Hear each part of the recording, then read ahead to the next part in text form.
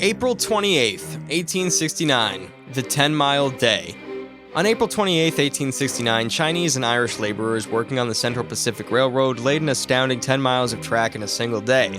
This remarkable feat, known as the 10-Mile Day, was a culmination of months of intense effort and competition between the Central Pacific and its rival, the Union Pacific Railroad, to complete the first transcontinental railroad. The rivalry between the two railroads was fierce, and both companies were eager to lay as much track as possible to reach Promontory Summit, Utah, where the two lines would meet. The Central Pacific, led by Collis Huntington, had been plagued by financial difficulties and labor shortages, but they managed to pull together on April 28th for a remarkable display of teamwork and perseverance. The Chinese workers, who were skilled in rock blasting and track laying, worked tirelessly throughout the day, while the Irish workers focused on laying ties and spikes. By the end of the day, they had a total of 10 miles and 56 feet of track, setting a record that has never been surpassed. The 10-Mile Day was a major victory for the Central Pacific and a significant milestone in the completion of the first transcontinental railroad. It highlighted the ingenuity and determination of the workers who built the railroad, and it solidified the railroad's role as a vital transportation link for the United States. 1879. The Tarnovo Constitution of Bulgaria. On April 28, 1879, the Bulgarian National Assembly in Veliko Tarnovo adopted the Tarnovo Constitution, a modern and liberal constitution that served as the basis for Bulgarian government until 1947. The constitution was modeled after the Belgian constitution and established a constitutional monarchy with a bicameral legislature.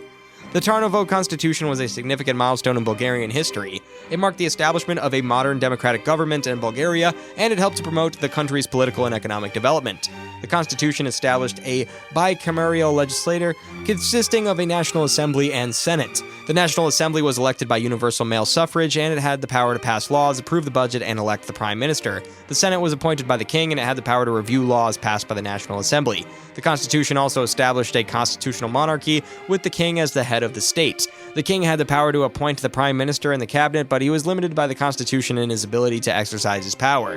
The Tarnovo Constitution was a progressive document for its time, and it helped to lay the foundation for Bulgaria's democratic development. It remained in effect for nearly 70 years, and it was only repealed after the communist takeover of Bulgaria in 1947. 1881. Billy the Kid's last escape. On April 28, 1881, Billy the Kid, one of the most notorious outlaws in American history, escaped from the Lincoln County Jail in Mesilla, New Mexico. The escape was a daring feat that cemented Billy the Kid's reputation as a folk hero. Billy the Kid, whose real name was William Bonney, was 21 years old at the time of his escape. He'd been in prison for the murder of Sheriff William Brady, which had occurred during the Lincoln County War. Billy the Kid was being held in the Lincoln County Jail, which was a small, poorly guarded facility. On the night of April 27th, he managed to convince his jailer, J.W. Bell, to take him to the outhouse. Once outside, Billy the Kid overpowered Bell and stole his gun.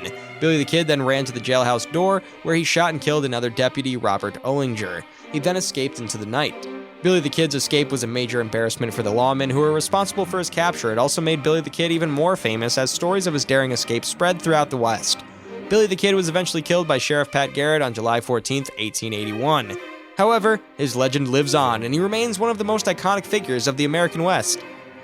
1887. The Chanabelle Affair. On April 28, 1887, French police inspector Gilles Chanabelle was released from Prussian custody, defusing a potential war between France and Germany. He had been arrested by the Prussian secret police on April 19, 1887, on a suspicion of espionage. The arrest sparked a diplomatic crisis between France and Germany as the French government accused the Prussians of violating French sovereignty. The French government demanded his immediate release and threatened to take military action if he was not released. German Chancellor Otto von Bismarck was initially reluctant to release him, but he eventually bowed to pressure from the French government and the German public. Chanabelle was released on April 28, 1887 on the orders of the German Emperor William I, and the release of him was a major victory for the French government as it helped to avert a war between France and Germany. 1893, the introduction of the bicycle tax in France. On April 28, 1893, France passed a law that introduced a bicycle tax. The tax was also applied to motorcycles and automobiles. This was the first time that a bicycle tax had been introduced in any country. The French government introduced the bicycle tax for a number of reasons. First, the government was looking for new sources of revenue. Second, the government was concerned about the increasing number of bicycles on the road. Third, the government believed that the bicycle tax would help to regulate the use of bicycles. The bicycle tax was initially set at 6 francs per bicycle seat. This was a significant amount of money at the time, and it was met with some opposition from cyclists. However, the tax was eventually accepted by most cyclists, and it remained in effect until 1924. The introduction of the bicycle tax in France was a significant event in the history of cycling. It was the first time that a bicycle tax had been introduced, and it set a precedent for other countries. In the following years, several other countries, including Italy, Germany, and the US, introduced bicycle taxes.